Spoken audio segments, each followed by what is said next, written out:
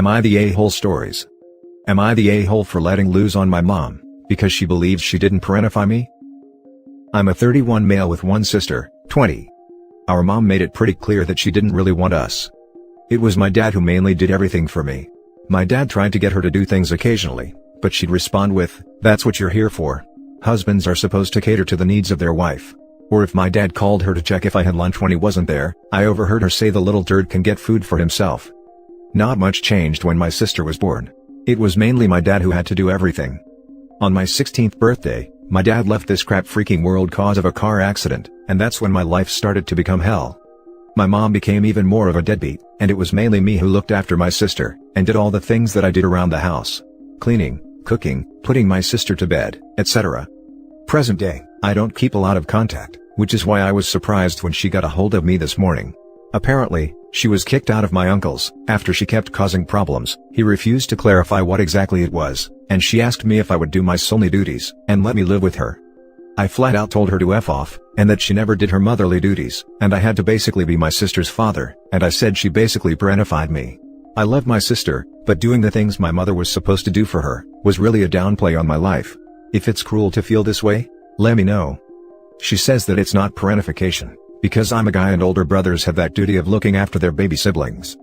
That very sentence is what caused me to shut down and reboot with rage. I screamed, and let out every obscenity I could think of at her, and I said I failed to understand how my father married her in the first place. She just cried and said, "Me and my sister are selfish brats who should be grateful that she brought us into this world." I told her to go F herself and hung up. I called my sister, turns out mom called her as well, but my sister just hung up. I feel like I should have done the mature thing like my sister did, and a bunch of my friends said that the things I said were horrible. She's my mother, and I have to let it go eventually. My aunt told me that my mom lost the right to call me her son a long time ago. Other family members never really liked my mom, so they're backing me on this. But, I still feel like a jerk, so, go all out with the roasting if I'm wrong. Am I the a-hole? Now for the top comments. Not the a-hole, I'm a mother. As a mother I want you to understand that your mother thinks being a mother is some kind of given placement. Like a royal. It's not a given placement at all, but an earned placement. She didn't earn anything. Go no contact. And people who tell other people, it's family, you'll have to forgive them someday, have no concept of what a bad or toxic family member is. Subjecting yourself to someone because they share DNA, is not required. I bet letting loose on her felt good. Another thing that may help is to write it all down. You can send it to her if you want, or never send it. Sometimes it's just therapeutic to put it in print. Love your sister and have a good life. I want to overhear OP say, "The little turd can get housing for herself." Not the a-hole. Not the a-hole, and you're not the a-hole for yelling and saying all those things to her either. She needed to hear those words. Your mother really should have never had children, and it sounds like she never actually wanted children, which isn't yours or your sister's faults. All your family said that you weren't the a-hole because they know how your mother is. Why did OP's friends say that he was cruel? He just said the truth, and after so long, and so much entitlement, it's no wonder he yelled. That very sentence is what caused me to shut down and reboot with rage. I have never felt a sentence describe something so succinctly. OP, you are definitely not the a-hole. Honestly agree. That sentence puts into words how I felt when ended up going no contact with my own mother. 3 days of her screaming down the phone at me, plus texting battles in between calls, because she didn't like that I had a different plan for my wedding than she originally discussed with me. Even then, I gave her a second chance and laid down about 3 ground rules for going out to lunch with me. She broke all 3 in the first 5 minutes, literally. Now for the next story. Am I the a-hole for not letting my stepsister and her family stay with me in the short term? To make a long story short, my mom got married a year and a half ago. Her husband has a daughter a year older than me who is married with kids. She and her husband were moving to my city for his job in November, and had a place lined up. Turns out they were doing a private thing, kind of like Airbnb, and were conned out of the rent for the place. They called her dad to ask for help, and he suggested that they should ask me. She and I have no communication, so he gave her my number and he called me first to give me a heads up. I said no when he asked. Then she called and asked, and I said no again. To say they weren't happy was an understatement. My mom got involved, and said a couple of weeks wouldn't have hurt. Her husband was the one who did the most communication with me about the whole thing. He said I was turning my back on family, how could I leave my own sister and nieces on the street, etc. I rolled my eyes, which he couldn't see, and I told him I did not feel comfortable opening my home at this time. The truth is, I do not see this girl or her family as anything to me. We are both adults. We met twice in our lives. We have never talked outside of those 2 times. They are strangers to me, not family, and my mom's husband is not family either. He's just my mom's husband. I only had stepsister in the title, because my mom's husband's daughter is just going to make the title long as hell. My fiancé was glad I didn't want them to stay too, but he would have been fine with it if I had felt differently. I need to know if I'm the a-hole though. My mom isn't pissed, but she's upset I turned them down. And she's who I care about most in this. Am I the a-hole? Now for the comments. Not the a-hole. You've met twice. She's a stranger. Op and the stepsister met twice, she's a stranger, and there's a freaking pandemic going on. Bringing a whole family unit into OP's home is such a bad idea all around. Not the a-hole. Not the a-hole. It was pretty bold of them to try using the family card on you, when you literally are strangers. I wouldn't feel comfortable having them in my place either, nor would I claim them as family. Not the a-hole. You don't know this person at all. Why doesn't she move in with her dad? Or, just find an apartment in town? It can't take more than a week to find a place. My mom and her husband are nowhere near the city, so they were not a good option. I think he wanted to find them something that would cost them little to nothing, aka, staying with someone. Why didn't he just pay for a hotel for his own kids instead of using you as a scapegoat? I think he wanted to not spend money if he could. The next story is titled, Am I the a-hole for picking my dog over my pregnant sister? This happened about a week ago, but I'm getting a lot of crap from family and friends, so I want an external opinion. Last year, my 32 female sister, 28 female, was kicked out of her boyfriend's house and I took her in. We don't have the best relationship, but she was jobless and I was the only relative still living in our country. Surprise, surprise. About 2 months later, she figured out she was pregnant. One day, she started to complain about my dog, a beautiful 2-year-old half husky, and how it would be bad for her baby, and that she wouldn't raise her kid with a wild animal around. My dog is a total sweetheart. I told her it was my house and if she was not comfortable here, she could leave and my dog was staying no matter what. She kept complaining, but I wouldn't change my mind. About 2 weeks ago, I had to travel for work to a remote location for a few days. When I came back my dog was not home, and my sister claimed she had no idea where it was. We got into a fight because I didn't believe her. I ended up storming off and asked a few neighbors if they had seen it. One told me the last time he saw it was when my sister took him somewhere a few days ago. She uses my Uber account, because she's broke, so when I found an odd trip to the other side of the city, I connected the dots.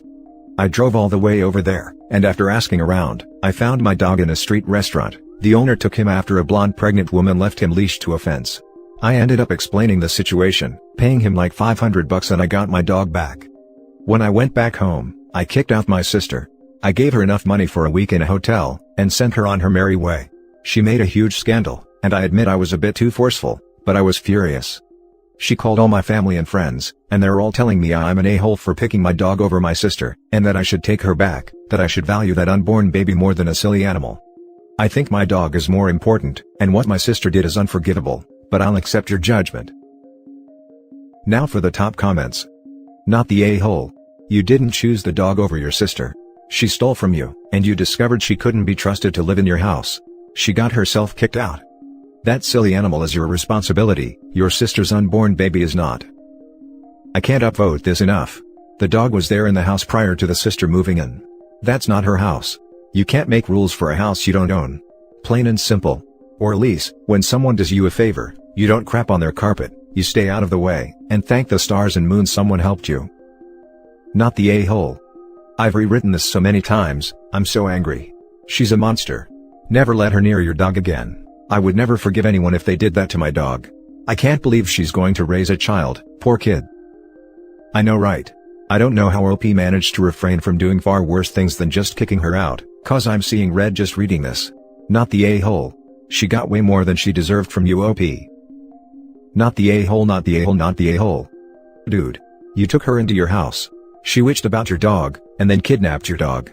I'm glad that you got your pup back and kicked her out. Get a lawyer, call the cops. She broke the law. At least sister was stupid enough to use OP's Uber account. Update. After reading all your comments, I feel better with my decision. I'll try to answer some questions, but I can't read all the comments. I'm sorry if I missed something. 1. I left my dog with my sister, because I never thought she would do something like this. She was complaining, and that should have been a huge red flag, but she complains about many things and never do anything else. I just thought it was something she'd forget about in a few weeks. I didn't leave her in charge of my pet, in the sense that she didn't need to do anything for it. I have an automatic feeder, and my backyard is big enough for it to go without walkies for a few days. 2. I live in a country where animal protection laws are almost non-existent. It would have been a hassle to get my lawyer to convince the police to get involved. Blame me for not using the proper legal channels, but I just wanted my dog back as soon as possible. I was really lucky my sister was dumb enough to take an Uber, or I probably would have never found my dog. The easiest thing was to pay the guy who found him. I'm going to sound like an a-hole for this, but in that part of town, people don't take animals for the goodness of their hearts.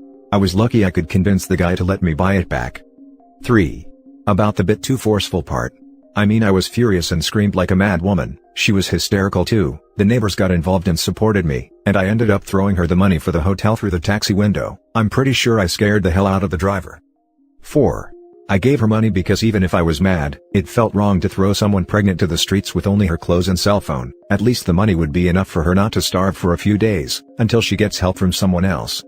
5. She's not ever living with me again. I'm going no contact with everyone who sided with her. Yes, I explained my points of view, but I come from a very conservative family that values human life above all. I've been drilled this in my head my whole life, so it was hard to know if I was making the right choice, which now seems obvious. 6.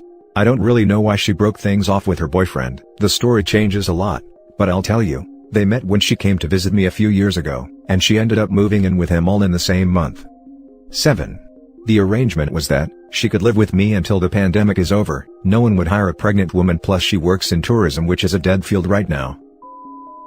The last story is titled, Am I the a-hole for letting my kids live in filth? I am currently a stay-at-home mom to 4 kids. A 10, 8, 2, and 1-year-old. As you can imagine, the house gets messy if I don't keep on it constantly. Throughout this pandemic, everyone has been home. Hubby is working from home, my 10-year-old and 8-year-old are distance learning, and the babies are, well, they are babies. They are always home. This normally isn't a problem for me. I have to clean a bit more, and help my older ones with school, but all in all, not too much has changed for myself.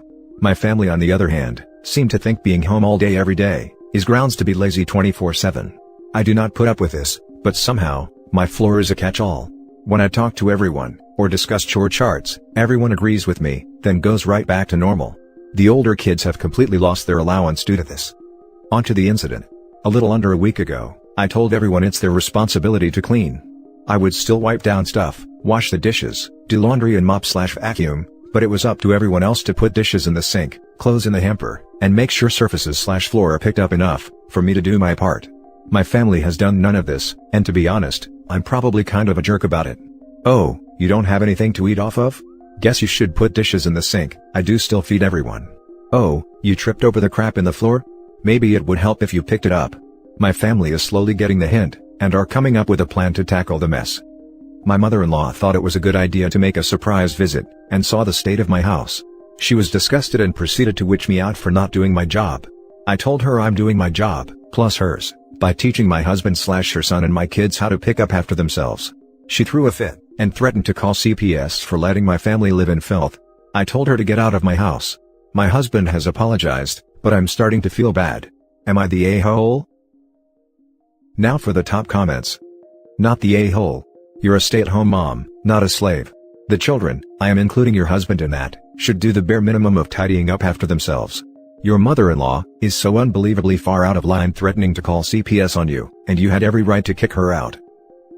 Calling CPS would be reporting both parents anyway. CPS does not assign chores to one parent or another. Both would be held responsible, and both would be investigated. Not the a-hole. It's good that your husband apologized, and honestly, your husband needs to step up, because if he doesn't do his part, the children just learn from him, and that it's okay not respecting mom's work and time. Yeah. You really need to sit down with him and crack down on this, because it's pretty clear that the kids are taking his lead in this situation. And it's a bad lead that's going to lead to a lot of fighting when they're older, and having to deal with housemates or something, with no intention or obligation to clean up after them. Not the a-hole. Also, I would consider never allowing mother-in-law at your home again, if she thinks it's truly okay to threaten you with calling CPS. A decent mother-in-law might ask if everything is okay. Ding ding ding.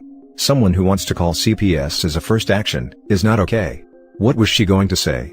My dear son is home all day, but his wife doesn't clean enough? She should be apologizing to OP if she wants to visit ever again. Not the a-hole. And that's it for this video, guys. If you have thoughts to share, leave a comment below. Don't forget to hit like and subscribe if you like this content. I'll catch you in the next one. Good day, everyone.